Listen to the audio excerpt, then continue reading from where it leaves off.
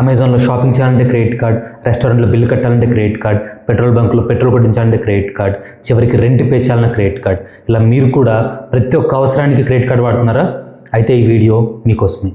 మీలో కొంతమంది క్రెడిట్ కార్డ్ని ఒక బెస్ట్ ఫ్రెండ్లా ఫీల్ అవుతున్నారు, కొంతమంది ఏమో అసలు ఈ క్రెడిట్ కార్డ్ ఎందుకు తీసుకున్నానరా దేవుడా అని తనకు శత్రువులా ఫీల్ అవుతున్నారు. ఈ రెండు కేటగిరీలో మీరు ఎవరైనా సరే ఈ వీడియో మీకోసమే. ఒకవేళ మీరు ఆల్రెడీ క్రెడిట్ కార్డు వాడుతున్నా, ఒక కొత్త క్రెడిట్ కార్డు తీసుకుందాం అనుకుంటున్నా, ఈ వీడియో చివరి వరకు చూడండి. ఎందుకంటే క్రెడిట్ కార్డులో ఉన్న మంచి విషయాలు, చెడ్డ విషయాలు, బ్యాంక్స్ మీకు ఎప్పుడు చెప్పని మోసకరమైన విషయాలు ప్రతి ఒక్కటి ఈ వీడియోలో చూద్దాం. ఫస్ట్ మనం క్రెడిట్ కార్డులో ఉన్న మంచి విషయాలు చూద్దాం. అందులో ద టాప్ బెనిఫిట్ ఏంటి అంటే రివార్డ్స్ అండ్ క్యాష్ బ్యాక్. మీరందరూ చూసే ఉంటారు, దసరా అప్పుడు, దీపావళి అప్పుడు, సంక్రాంతి అప్పుడు అమెజాన్లో, ఫ్లిప్కార్ట్లో SBI డిస్కౌంట్స్ అని, HDFC డిస్కౌంట్స్ అని ఎన్నో డిస్కౌంట్స్ ఆల్మోస్ట్ 10%, 20%, 30% కూడా ఇస్తారు. అక్కడ దాకా ఎందుకు, నేనే మా ఇంట్లో ఫ్రిడ్జ్ ₹1,20,000 ఫ్రిడ్జ్ని కేవలం 80,000కు కొన్నాను. ఆల్మోస్ట్ 40,000 డిస్కౌంట్ వచ్చింది క్రెడిట్ కార్డ్ యూజ్ చేయడం వల్ల. సో క్రెడిట్ కార్డ్ వాళ్ళు ప్రతి ఒక్క షాపింగ్ యాప్లో చాలా డిస్కౌంట్స్ పెడుతూనే ఉంటారు.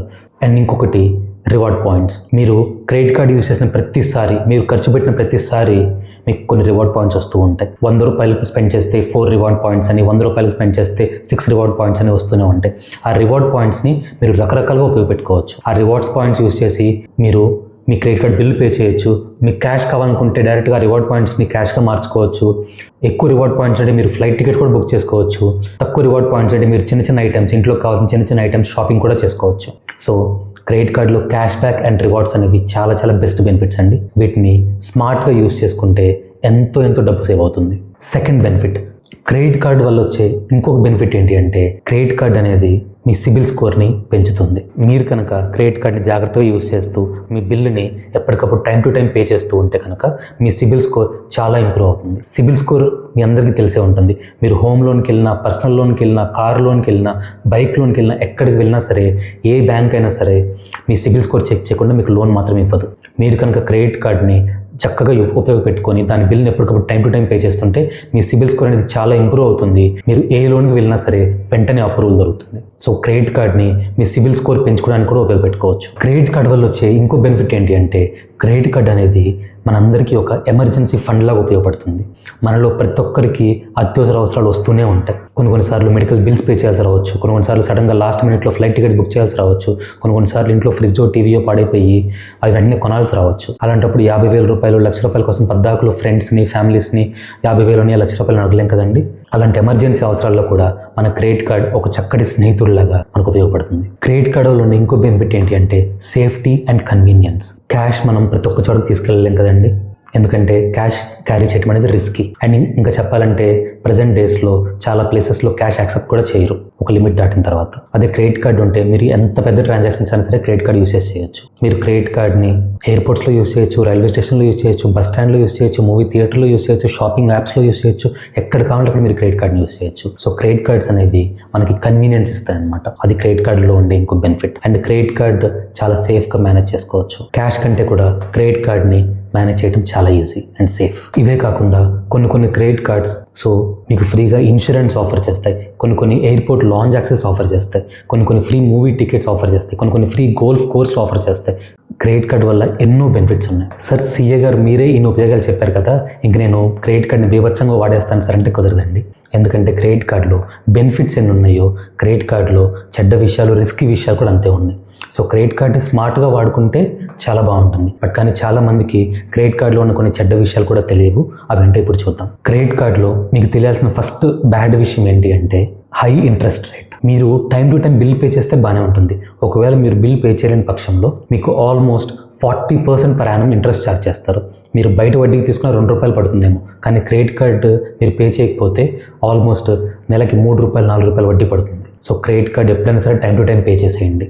లేట్ చేస్తే మాత్రం ఆల్మోస్ట్ 40% ఇంట్రెస్ట్ పడుతుంది. క్రెడిట్ కార్డులో మీకు తెలియని విషయం ఏంటి అంటే హిడెన్ ఛార్జెస్. ప్రతి ఒక్క క్రెడిట్ కార్డులో కూడా బ్యాంక్ వాళ్ళు మీకు చెప్పని ఎన్నో హిడెన్ ఛార్జెస్ ఉంటాయి. యాన్యువల్ ఫీజు ఉంటుంది, లేట్ పేమెంట్ ఫీజు ఉంటుంది, ఒకవేళ మీరు ఫారెన్ ట్రాన్సాక్షన్స్ చేస్తే ఫారెన్ ట్రాన్సాక్షన్ ఫీజు ఉంటుంది, మీ లిమిట్ ఎక్సీడ్ అయిపోతే ఓవర్ లిమిట్ ఫీజు ఉంటుంది. ఇలా ఎన్నో ఛార్జెస్ బ్యాంక్ వాళ్ళు మీకు చెప్పరు, కానీ మీ క్రెడిట్ కార్డ్ బిల్ ఆటోమేటిక్గా ఛార్జ్ చేసేస్తూ ఉంటారు. కాబట్టి మీరు క్రెడిట్ కార్డ్ తీసుకోబోతున్నా, ఆల్రెడీ యూజ్ చేస్తున్న terms and conditions, hidden charges ప్రతి ఒక్కటి చాలా క్లియర్ క్లియర్గా చదువుకోండి. క్రెడిట్ కార్డులో ఉండే ఇంకో నష్టం ఏంటి అంటే ఎక్కువ స్పెండ్ చేసేయాలి అనే టెంప్టేషన్. ఎందుకంటే మీకు ₹1,00,000 ₹2,00,000 లిమిట్తో క్రెడిట్ కార్డు ఇస్తారు. దసరా వచ్చినప్పుడు, దీపావళి వచ్చినప్పుడు అందులో ఆఫర్ చూసేసి మీకు అవసరం లేని వస్తువులు కూడా కొనేస్తారు. ఎందుకు? క్రెడిట్ కార్డు ఉంది కదా అనేసి. మీ చేతిలో డబ్బులు లేనప్పటికీ క్రెడిట్ కార్డు ఉంది కదా అనే ధైర్యంతో కొనేస్తారు. తెలియకుండానే దాన్ని ఈఎంఐలో పెట్టేసుకుంటారు. ఇంకా ఈఎంఐ ప్రతి నెల కట్టుకుంటూ ఉంటారు. మళ్ళీ ఇంకో పండుగ వచ్చింది, మళ్ళీ ఇంకో కొత్త వస్తువు కొంటారు. ఇంకా క్రెడిట్ కార్డు బిల్ అనేది ఎప్పటికీ తీరదు. తెలియకుండానే ఒక ఈఎంఐ ట్రాప్లో పడిపోతారు. క్రెడిట్ కార్డులో ఉండే అతిపెద్ద నష్టం ఏంటి అంటే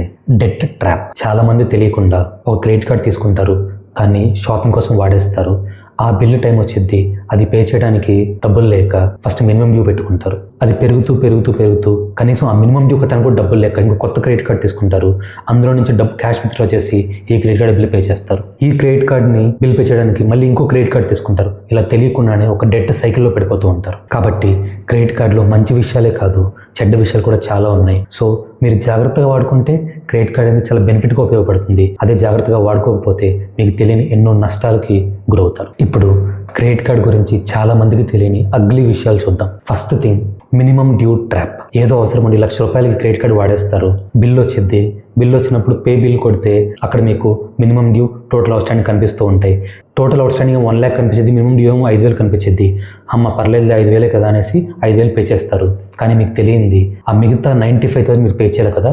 ఆ 95,000 రూపీస్కి 40%, మోర్ దెన్ 40% మీకు ఇంట్రెస్ట్ పడుతూనే ఉంటుంది. మళ్ళీ దాన్ని పే చేయకపోతే మళ్ళీ దాని మీద మళ్ళీ ఇంట్రెస్ట్, లేట్ ఫీజ్, ఇలా ఎన్నో పడుతూ ఉంటాయి. సో క్రెడిట్ కార్డ్ని మినిమం డ్యూ ఎప్పుడూ పే చేయొద్దు.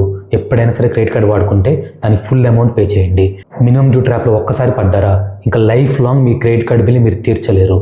ఎంతోమంది మిడిల్ క్లాస్ పీపుల్, కొత్తగా క్రెడిట్ కార్డు తీసుకున్న ఎంతోమంది యూత్ చేస్తున్న మిస్టేక్ ఇదే. తక్కువ అమౌంట్ కదా అనేసి మినిమం డ్యూ కడతారు, కానీ ఆ రిమైనింగ్ బ్యాలెన్స్ అమౌంట్ మీద 40% ఇంట్రెస్ట్ పడుతుంది అని ఎవరు గుర్తించరు. 40% ఇంట్రెస్ట్ అంటే కేవలం సంవత్సరంన్నరలోనే మీ మనీ మొత్తం, మీ బిల్లు కాస్త డబుల్ అవుతుంది. 40% ఇంట్రెస్ట్ అంటే ఆల్మోస్ట్ 2 yearsలోనే మీరు పే చేయాల్సిన బిల్లు కాస్త డబుల్ అవుతుంది. సో ప్లీజ్ మినిమం డ్యూ ట్రాప్లో మాత్రం పడొద్దు. చాలా మందికి తెలియని ఇంకో విషయం ఏంటి అంటే చాలా క్రెడిట్ కార్డ్స్లో రివార్డ్ పాయింట్స్ ఎక్స్పైర్ అయిపోతూ ఉంటాయి. వితిన్ 3 months అని, 6 months అని, 1 year అని ఎక్స్పైర్ అయిపోతూనే ఉంటాయి. అలాగే కొన్ని బ్యాంక్స్ మీకు ఈమెయిల్లో టర్మ్స్ అండ్ కండిషన్స్ అప్డేట్ చేసామని పంపిస్తాయి. ఫస్ట్లో మీకు క్రెడిట్ కార్డ్ తీసుకున్నప్పుడు ₹100 స్పెండ్ చేస్తే 6 రివార్డ్ పాయింట్స్ అన్న వాళ్ళు ఇప్పుడు ₹100 స్పెండ్ చేస్తే 2 రివార్డ్ పాయింట్స్ అని టర్మ్స్ అండ్ కండిషన్స్ మార్చేస్తారు. కొన్నిసార్లు ఒక రివార్డ్ పాయింట్ మీకు ఫస్ట్లో ₹1 అని చెప్పిన వాళ్ళు ఒక 6 months తర్వాత ఒక రివార్డ్ పాయింట్ మీకు కేవలం ₹10 అని చెప్తారు. సో ఇలా బ్యాంక్స్ వాళ్ళు ఎప్పటికప్పుడు terms and conditions, reward points మార్చేస్తూ ఉంటారు. సో కాబట్టి ఎప్పటికప్పుడు మీ టర్మ్స్ అండ్ కండిషన్స్ చెక్ చేసుకోండి. మీకు తెలియాల్సిన ఇంకో విషయం ఏంటి అంటే బ్యాలెన్స్ ట్రాన్స్ఫర్ ట్రాప్. కొన్ని క్రెడిట్ కార్డ్ కంపెనీస్ వాళ్ళు మీ పాత క్రెడిట్ కార్డ్ బిల్ని మా బ్యాంకుకి ట్రాన్స్ఫర్ చేసుకోండి, మీకు 0% ఇంట్రెస్ట్తో మీ దగ్గర డబ్బులు ఉన్నప్పుడు పే చేసుకోండి అని చెప్తారు. ఆఫర్ మంచిదే, కానీ వాళ్ళు ఎంత టైం పీరియడ్ ఇస్తున్నారని చాలా ఇంపార్టెంట్. ఎందుకంటే ఆ టైం పీరియడ్లో మాత్రమే మీకు 0% ఇంట్రెస్ట్ ఉంటుంది. ఒక్కసారి ఆ టైం పీరియడ్ ఎక్స్పైర్ అయిపోయిన తర్వాత మీకు ఇంట్రెస్ట్ అనేది ఆల్మోస్ట్ డబుల్, ట్రిపుల్ అవుతుంది. 40-50% కూడా ఉంటుంది కొన్నిసార్లు. సో కాబట్టి బ్యాలెన్స్ ట్రాన్స్ఫర్ చేసుకునే ముందే టర్మ్స్ అండ్ కండిషన్స్ క్లియర్గా చూసుకోండి. మీకు ఎంత పీరియడ్ ఇంట్రెస్ట్ ఫ్రీగా ఇస్తున్నారు, ఎంత పీరియడ్లో మీరు కట్టుకుంటే మీకు ఇంట్రెస్ట్ ఏం పడదు, ఒకవేళ పీరియడ్ దాటితే మీకు ఎంత ఇంట్రెస్ట్ పడుతుంది, ఇలా ప్రతి ఒక్క టర్మ్స్ అండ్ కండిషన్స్ చాలా క్లియర్గా చదువుకోండి. ఈ టర్మ్స్ అండ్ కండిషన్స్ చదువుకోకుండా బ్యాలెన్స్ ట్రాన్స్ఫర్ చేసుకోవద్దు. మీకు తెలియాల్సిన ఇంకొక ముఖ్యమైన విషయం సైకలాజికల్ మ్యానిపులేషన్. చాలా క్రెడిట్ కార్డ్ కంపెనీ వాళ్ళు లిమిటెడ్ టైం డిస్కౌంట్ అని, ఫ్రీ అప్గ్రేడ్ అని ఇలా కొత్త ఆఫర్స్తో మిమ్మల్ని టెంప్ట్ చేస్తూ ఉంటారు. ఆ ఫ్రీ అప్గ్రేడ్ వల్ల మీ యాన్యువల్ ఫీజు పెరుగుతుంది, మీ ఇంట్రెస్ట్ రేట్ పెరుగుతుంది. ఈ లిమిటెడ్ డిస్కౌంట్లో మీకు అవసరం లేని ఖర్చులు ఎన్నో పెట్టేస్తూ ఉంటారు. సో కాబట్టి సైకలాజికల్ మ్యానిపులేషన్స్ క్రెడిట్ కార్డు వాళ్ళు చేస్తూనే ఉంటారు, కానీ మీరు ఎంతవరకు అవసరమో ఆ బెనిఫిట్స్ మాత్రమే తీసుకోవాలి. అనవసరంగా వాళ్ళు పెట్టే ప్రతి ఒక్క ఆఫర్ ట్రాప్లో పడద్దు. క్రెడిట్ కార్డ్స్ అనేవి మీకు బెస్ట్ ఫ్రెండ్స్ అవ్వచ్చు, లేకపోతే శత్రువులు అవ్వచ్చు. ఎలా ఉండాలి అనేది మీరు ఎలా ఉపయోగపెట్టిన దాని మీద ఆధారపడి ఉంటుంది. ఈ వీడియోలో నేను చెప్పిన టాపిక్స్ మొత్తం మీకు అర్థమయ్యాయి అనుకుంటున్నాను. ఇప్పటికీ మీకు ఏమైనా డౌట్ ఉంటే కామెంట్ సెక్షన్లో మెన్షన్ చేయండి, మీకు రిప్లై ఇస్తాను. ఈ వీడియోలో మీరు ఒక కొత్త విషయం నేర్చుకున్నా లైక్ చేయండి. మీ ఫ్రెండ్స్ అండ్ ఫ్యామిలీలో ఎవరైనా క్రెడిట్ కార్డు వాడుతుంటే వాళ్ళకి వీడియో షేర్ చేయండి. ఇలాంటి ఎన్నో మంచి వీడియోస్ కోసం సిఏ సాయి కృష్ణ ఛానల్కి సబ్స్క్రైబ్ చేయండి.